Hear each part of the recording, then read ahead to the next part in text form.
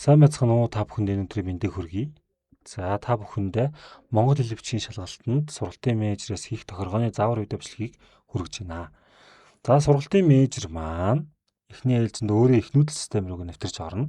Нэвтэрч орсны дараагаар зүүн гар талд байрлах цэснүүд дотроос багш гэсэн цэс рүү дарж ороод багш нар гэсэн сонголтыг нь сонгож орно. Багш нар гэсэн сонголтыг сонгож орсны дараагаар танай сургуулийн багш нар бөгөөд сургалтын бүртгэгчтэй менежерүүд нь харагдана. Тухайн сургалтын менежер маань SQL сегмент ажиллах мэдээлэл технологийн багш болон сургалтын менежерүүдэд энэ SQL сегментийн эрх гэдэг энэ чекийг нь чеклж хадгалнаа. Чеклж өгнө.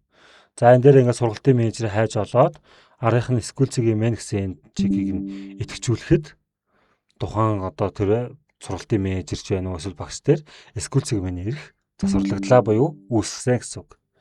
За үүний дараагаар сургалтын менежерүүд маань баруун дэд болонд байрлах профайл хэсэг дээрээ дарж ороод SQL сегмент нэвтрэх гэсэн сонголт байгаа. Үүн дээр дарж орно.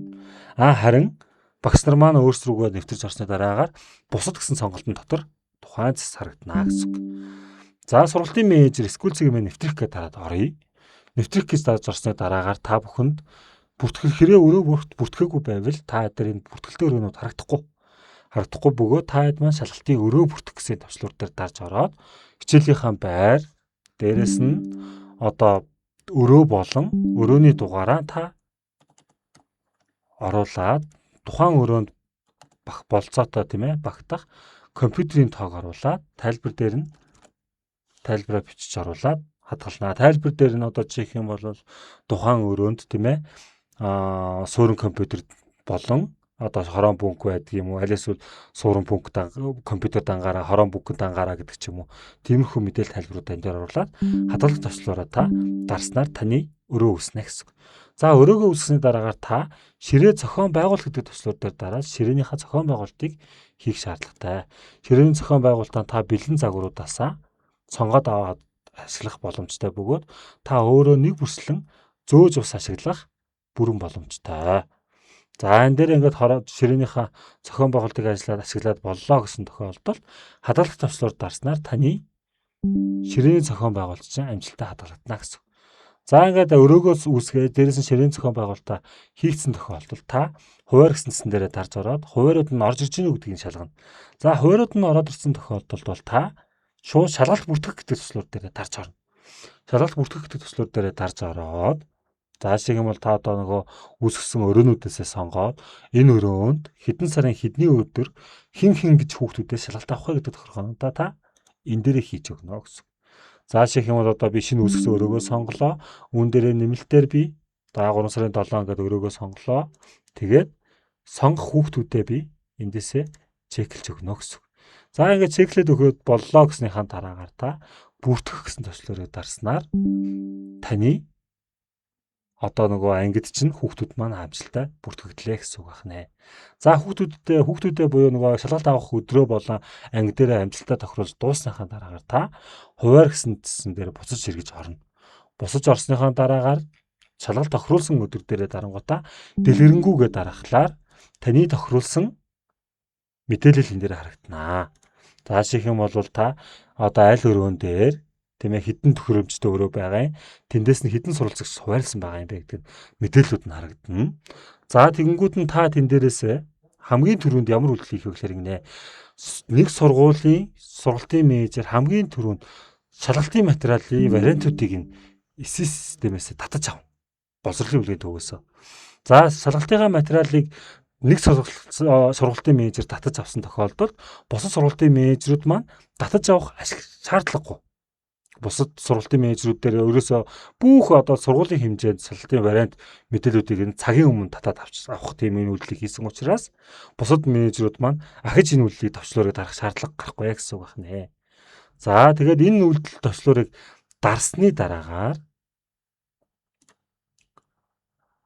эсэний хуудсыг хэвлэж авах боломжтой болно. За эсэний хуудсыг хэвлэж аваад сургалтчдаа тарааж өгнө гэсэн. Эсэний хуудас хэвлэж авах гэдэг төслүүдээр дарангууд тухайн эсэний хуудас маань PDF хэлбэрээр татагдана. За тэнгуүтэ фид хэлбэрээр татагдсан эсэний хуудас маань иймэрхүү хэлбэртэй харагдах хэвээр. Тухайн хүүхдийнхаа нэртэй та энэ дээр хэдэн хүүхдийн тэн тохируулсан байсан тэр бүх хүүхдүүд 2 хуудасаараа харагдана гэсэн фид хэлбэрээр. Тэгэнгүүт нь мэдээллийн технологийн багш маань тухайн эсэний хуудсыг нь шууд хэвлээд хэвлсэн зэрэг эсэний хуудасаа хүүхдүүд болгон дээр нь яг кодоор нь тараагаад өгөх шаардлагатай гэсэн.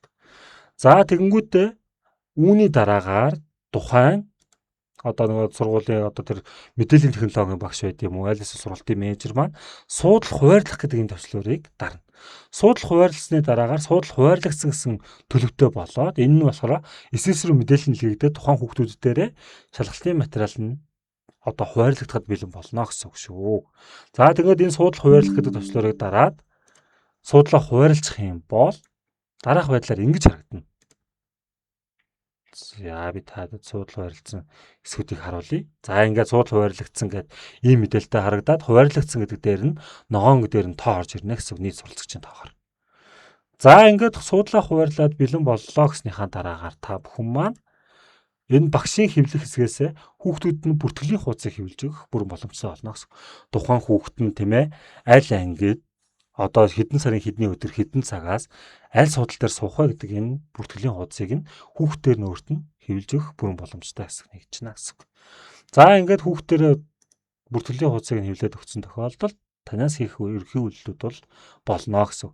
За тэнгуүдэ та энэ талаараа бүртгүүлсэн суралцагч гэсэн цэс дотор ямар үйлдэл хийдэг вэ гэхлээр тухайн одоо тийм ээ Монгол хэл хөвчийн шалгалтанд бүртгүүлсэн хүүхдүүдийн мэдээлэл харагдах бөгөөд шалгуулагчийнхаа буюу нөгөө бүртгэлийн дугаар дээр нэвтрэх нэртэйг харагдчихдаг.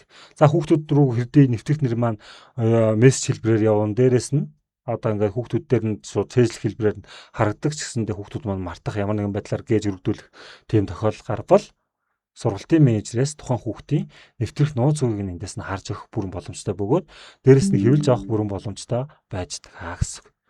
За ингээд сургалтын менежерээс эндээс нь хянах болон дээрэс нь өрөөгөө тохируулсан. За тэгээд шалгалтынхаа материалыг үүсгээд шалгалтаа авахд асуудалгүй гэсэн үг ээ. За та бүхэндээ ажлын амжилт хүсье.